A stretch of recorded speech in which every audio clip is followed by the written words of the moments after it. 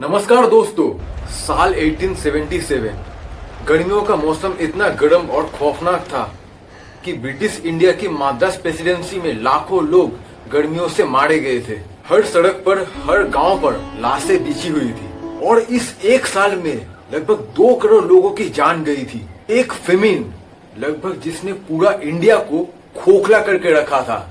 लेकिन हैरानी की बात ये थी कि ये सिर्फ इंडिया में नहीं हुआ था और ठीक उसी साल चाइना में एक भयंकर अकाल पड़ा जिससे चाइना में लगभग 2 से 3 करोड़ लोगों की मौत हो गई थी और ब्राजील में भी लगभग 20 लाख लोग मारे गए थे।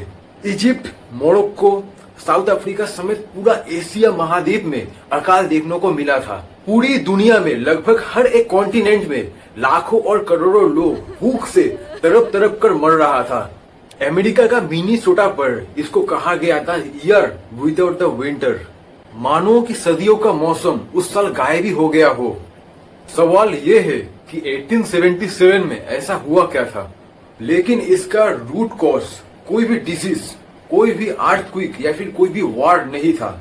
असल में ये एक नेचुरल फिनोमिना था जो हजारों किलोमीटर दूर पेरू की कोस्ट पर समुद्र के किनारे पे शुरू हुआ था और इसको 17वीं सदी पर पूर्वेन फिशरमैन ने प्यार से इसको नाम दिया था एल नीनो, यानी एक छोटा सा बच्चा। लेकिन उस साल में ये नेचुरल फिनोमिना इतना एक्सट्रीम बना कि ये करोड़ों लोगों का मौत का जिम्मेदार बना।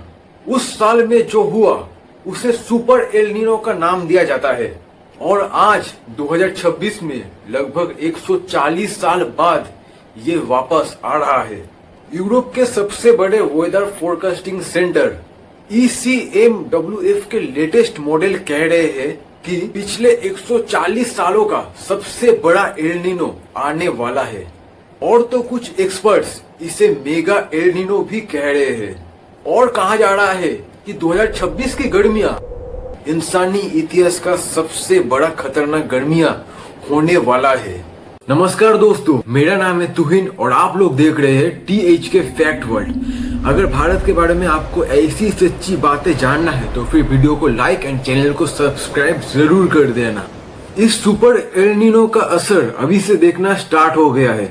महाराष्ट्र का अकोला में टेम्परेचर अभी से 44.2 डिग्री क्रॉस कर चुका है और तो कुछ दिनों के लिए ये अकोला दुनिया का सबसे गर्म जगह बन चुका था। उत्तर प्रदेश से लेकर उड़ीसा तक इंडिया के 20 शहर दुनिया की सबसे बड़ी गर्म शहर के लिस्ट में शामिल हो चुका है। और तो सबसे डरावनी बात यह है कि रात को भी राहत नहीं मिल रहा है। जब सूरज ढलने के बाद भी गर्मी बनी रहेगी तब इंसानी शरीर कैसे इस गर्मी को झेलेगा, खास करके वो लोग जिनके घर में एसी नहीं है। 2024 1991 के बाद इंडिया का सबसे ज्यादा गर्मियों का साल था जब तापमान 49 से लेकर 50 डिग्री तक पहुंच गया था। दिल्ली NCR जैसे चूरू एंड गांधीनगर और न्यू दिल्ली जैसे इलाकों में तापमान इतना बढ़ चुका था और पोल्यूशन की वजह से बच्चों की जिंदगी में भी इसका असर दिखने लगा था। जब बच्चे सुबह में स्कूल जाने लगे थे तब उनको चक्कर आना, उनका बॉडी वीक हो जाना, ऐसा प्रॉब्लम और सिम्टम आया था। जब ट्रीटमेंट हुआ तब पता चला कि इसका असली कारण कोई बीमारी नहीं, इसका असली कारण था हीट वेव। जब हम लोगों का बॉडी रात को कूल नहीं हो पाती तब हम लोगों का बॉडी रिकवर भी नहीं कर पाता और इसका वजह से हीट स्ट्रोक होने का जो चांसेस वो मल्टीपल हो जाता है। आप कभी सोचिए कि रात को टेम्परेचर हमेशा गिर जाता है जिसका वजह से इंसान रात को रेस्ट लेता है, क्योंकि सुबह का गर्मी में बहुत लोग मेहनत करता है, उसके बाद रात को सभी रेस्ट लेता है। लेकिन इस रात का रेस्ट का टाइम में भी अगर सुबह जैसा दिन का जैसा गर्मी रहेगा तो फिर इंसान रेस्ट कैसे लगेगा। और इसके लिए हम सबको आगे आकर एक एक आदमी को एक एक पेड़ लगाना होगा।